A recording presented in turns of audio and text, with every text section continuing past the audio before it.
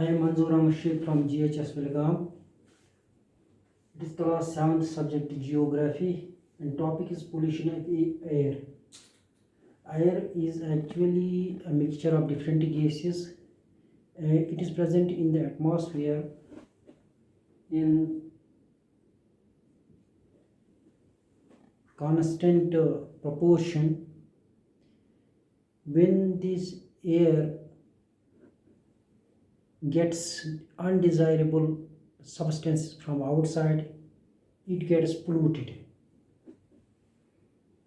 Every year million tons of substances which are not natural substances are added to the atmosphere.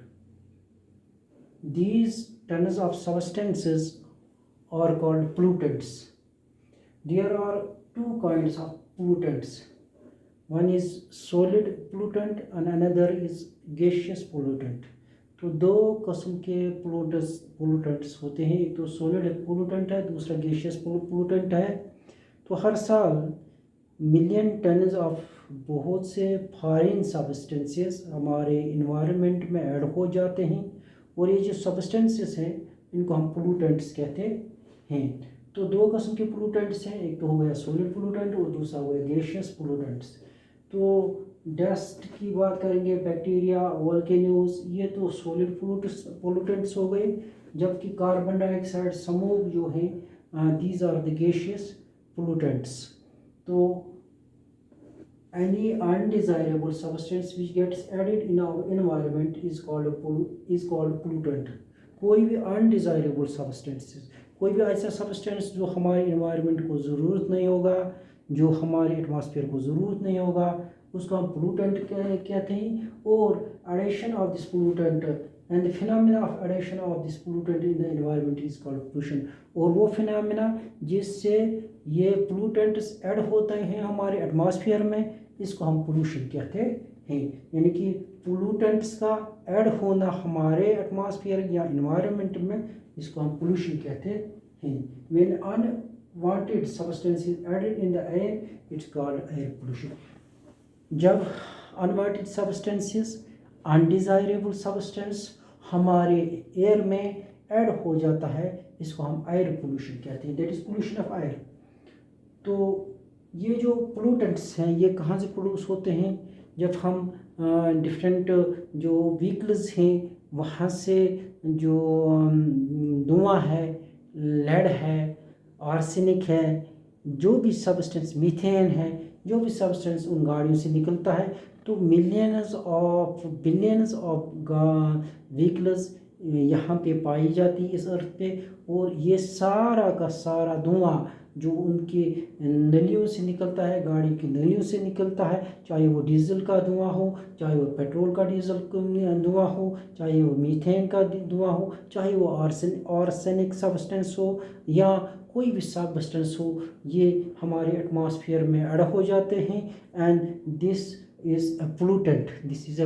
इसके अलावा हम फैक्ट्रियाँ भी बनाते हैं, वहाँ से भी धुआं निकलता है. इंडस्ट्रीज़ मुख्तलिफ़ किस्म की बनती हैं, वहाँ से धुआं निकलता है. हम हर साल पौधे काटते हैं, तो ये पौधे जो होते हैं ये इस पोलूटेंट को ख़त्म कर देते थे, इस कार्बन डाइऑक्साइड कंसंट्रेशन को कम कर देते थे. लेकिन जब हम पौधों को एग्रीकल्चर के लिए यूज़ करते हैं, for construction of roads use करते हैं, for construction of different buildings use करते हैं, तो क्या होता है कि जो ऑक्सीजन की कंसंट्रेशन है वो भी कम हो जाती है, और दूसरी तरफ कि कार्बन डाइऑक्साइड की कंसंट्रेशन बढ़ जाती है, क्योंकि carbon dioxide is used by the plants. तो नतीजा क्या निकलता है कि हर साल million tons of unwanted substances, undesirable substances are added into the environment and gives rise to the pollution. And when any undesirable substance or unwanted substance added into the air, it is called air pollution. तो एक और चीज़ है that is called green house effect. तो increase in the concentration of carbon dioxide on the earth increases the temperature of the earth is called a greenhouse effect. जब carbon dioxide की concentration अर्थ पे ज़्यादा हो जाती है, इसकी वजह से जो हीट है, जो टेम्परेचर है अर्थ का, वो भी बढ़ जाता है। इसको हम ग्रीन हाउस इफेक्ट कहते हैं। दरअसल क्या होता है कि डिफरेंट जो गाड़ियां हैं, व्हीकल्स हैं, फैक्ट्रीज़ हैं, इंडस्ट्रीज़ हैं, या हम लकड़ियाँ जलाते हैं हर जगह पे, तो इसकी वजह से धुआं जो है, स्मोक जो है, पोल्यूटेंट जो है हमारे एटमॉस्फेयर में बढ़ जाता है। तो इसकी एक लेयर बन जाती है एटमॉस्फेयर में। तो रोज़ाना दो से क्या हो जाता है कि सन रेज आती हैं, और कौन सी रेज है, वो है इंफ्रारेड रेज, जो हमारी ज़मीन को हीट अप करते हैं। अब ये जो हीट थी, ये वापस बाहर निकलती थी, एटमॉस्फेयर में चली जाती थी। लेकिन जब धुआं, जो स्मोक है, पोल्यूटेंट है, जब ये इंक्रीज़ हो जाता है, चाहे वो गैशियस पोल्यूटेंट है या सॉलिड पोल्यूटेंट है, तो वो एक लेयर बनाता है इस एटमॉस्फेयर में, इस एनवायरनमेंट में एक कंबल जैसी एक लेयर बनाती है। That stops these heat rays to go outside. ये जो हीट रेज होती है, जिसकी वजह से ज़मीन का टेम्परेचर बढ़ जाता है, ये बाहर नहीं जा सकते एटमॉस्फेयर में। अगर ऐसा होता तो एनवायरनमेंट, जो हमारा एनवायरनमेंट का जो टेम्परेचर है, ये कांस्टेंट रहता, न बढ़ जाता न घट जाता। तो ये जो एक लेयर है ब्लैंकेट का, एक स्मोक का, कार्बन डाइऑक्साइड का लेयर बढ़ जाता है। नतीजा ये निकलता है कि ये इंफ्रारेड रेज या हीट रेज को बाहर नहीं जाने देते हैं, और जिसकी वजह से अर्थ का टेम्परेचर जो है बढ़ जाता है। और इसी को हम ग्रीन हाउस इफेक्ट कहते हैं।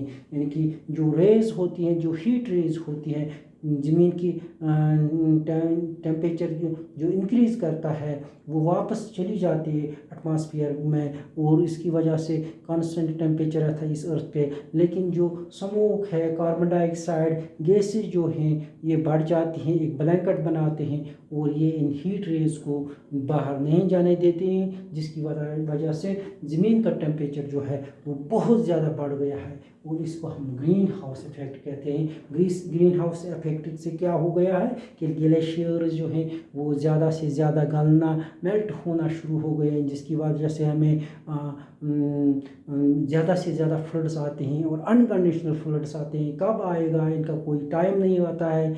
मौसमी सरमा में कभी देर से बर्फ़ पड़ती है, this is the result of green house effect.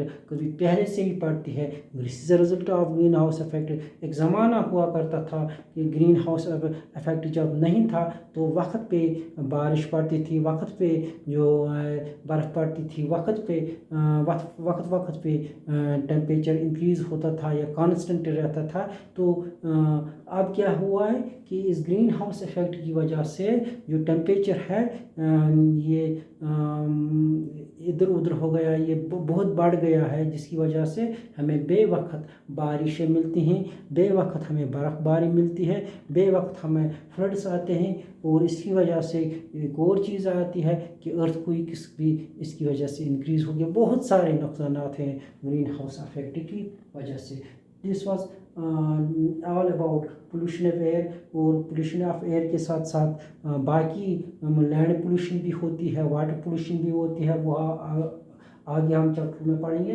तो जो पोल्यूशन ऑफ एयर है, it is due to the gaseous substance and solid substances, और इसका मेन रीज़न जो है वो है कार्बन डाइऑक्साइड की कंसंट्रेशन जो है वो बढ़ जाती है, चाहे हम कटिंग ऑफ प्लांट्स करें या development of industries, factories, railways, roads, construction of buildings, construction of bridges, etc., using land, cutting of forests, using land for various crop productions। तो जिसकी वजह से ओवरऑल कार्बन डाइऑक्साइड कंसंट्रेशन बढ़ गई है, that has given rise to the pollution of air. Thank you. Have a nice day.